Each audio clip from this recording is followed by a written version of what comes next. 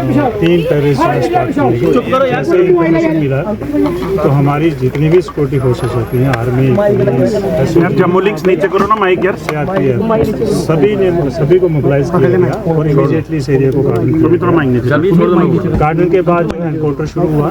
जैसे कि आपको मालूम है कि कल एक टेररिस्ट जो है न्यूट्रलाइज हुआ था, रात को भी हमने ऑपरेशन बंद किया, एरिया को गार्डन करके रखा।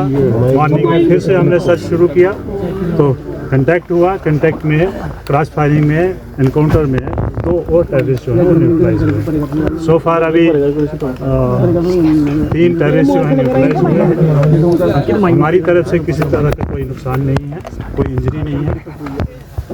और इसके अलावा जो सर्च ऑपरेशन है अभी जारी है।